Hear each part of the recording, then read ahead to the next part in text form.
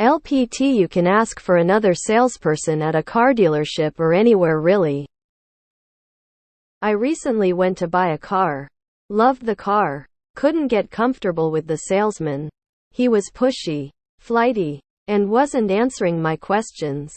I called the next day and asked for a sales manager and politely explained that I liked the car a lot but felt like I wasn't getting the support I needed from my salesman to make me comfortable with buying. I asked if I could talk to someone who could answer my questions over text while I worked. Not only did I get assigned to a super nice and knowledgeable salesman, but he only communicated with me via text like I asked. I felt a little bad at first about ditching the first guy, but the dealership was very nice about it, and it made me 100% happier with my car buying experience. Just phrase your request nicely. When I bought my truck, I had a complete asshat helping me. Pushy, condescending, misogynistic who wouldn't take no for an answer. I really liked the truck, so I put up with it for way too long. Finally I got up and left.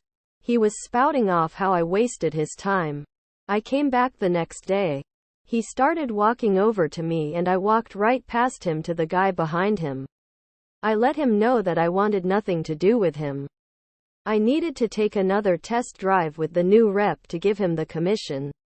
No problem. He was seething the whole time I finished the negotiations.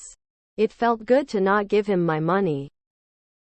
I personally hate when a salesperson interrupts you asking questions to ask you, "Are you sure you still want this car?" Purely to distract you from your questions. Or, "Hey, if you don't want it, I can put it back on the lot." It usually happens for me when I'm asking about financing, negotiating the price. Ever since I realized it was a sales tactic, it now immediately puts me off and sours my interest. I bet they hate texting only. So many non-verbal strategies in sales. Plot twist, you were still with the same salesman, just texting instead of talking. Tried that. Kept giving me back to the one I didn't like, and taking me from the one I did like, so I gave in and emailed her a few questions. After 5 days of no response and 2 additional emails, I thought it was possible they were on vacation. But when I called for the one I liked, the one I didn't answered. I went to a different dealership. They split the commission. Don't be upset. I was buying kitchen cabinets but didn't have much to spend. The salesman acted put out because he had to deal with a person who was not going to spend a lot of money. I said excuse me to him. Went to the sales desk and asked for another salesperson. No explanation. Nothing. They immediately said yes and assigned me a person who was extremely knowledgeable and kind. I wanted it to be a fun experience, not an ordeal. Why are car salespeople still a thing? Cars should put a price on their websites and I'll choose to buy it or not. Going and negotiating with someone for a crap deal and they get £1,000 of my money in commission just isn't a good selling technique. The sales manager is usually the one I have a problem with. Cross-post this to Ask Car Sales, they'll have a field day. If it gets to that point, I just walk out and go to a different dealer. Never feel bad for anyone in the car business ever. Period. Full stop. They don't care about you. They want to sell you a car for exactly the most amount of money you will pay. They aren't your friends. If you do this, make sure the manager agrees not to split the commission with the original salesperson. I don't know if there is any good way to enforce that, but you want to make it clear that you're dissatisfied with the customer service. If communicating with a wife via text, how will the salesperson be able to ignore her and sidle up to the husband? Never go to a car dealership until you've already decided on the exact vehicle you're going to buy. Negotiate with the internet sales managers of the 5 closest dealerships via email. Get financed through your bank. Show up to sign papers only. If they try to change the terms, start walking. Once you drive to the dealership, you're on their turf and invested time and energy getting there. They know this and use it to their advantage. When you negotiate over email, you stay on your turf and make them invest time and energy to win the deal. As a former high-line car salesman, don't feel bad about that. It happens. Not often, but it does. Only once in my car sales career did it happen to me. At the end of the day, we try, at least I do, to make clients comfy before asking the qualifying questions, etc., etc. This is why I bought from CarMax TBH. I needed a car, not games. In most cases, car salesmen are literally required to attempt to get you to talk to someone else, usually their manager, before you leave the lot without buying anything.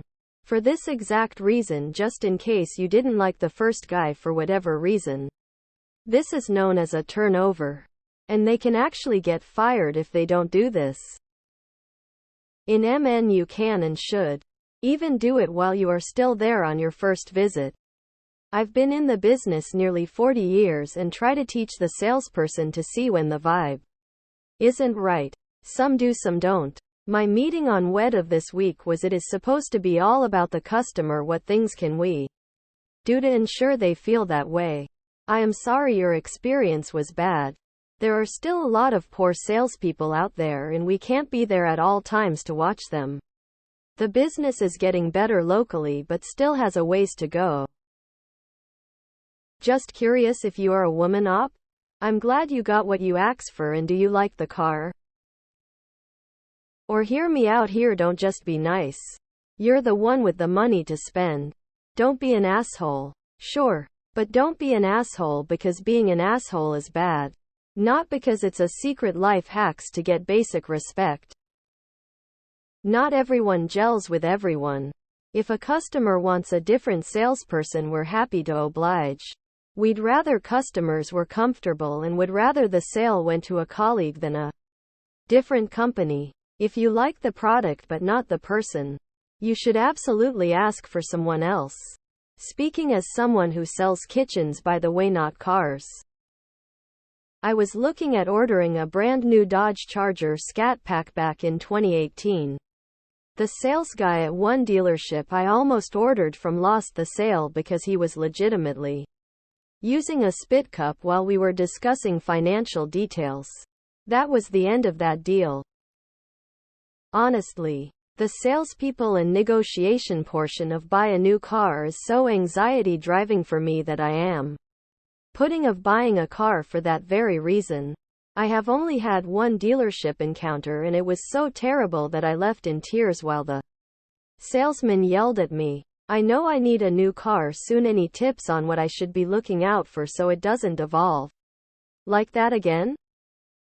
As a salesperson, long as you got money, I'll entertain weird requests. I bought a fairly nice car, like low end of high end, of that makes sense, a couple of years ago from a high-end dealership.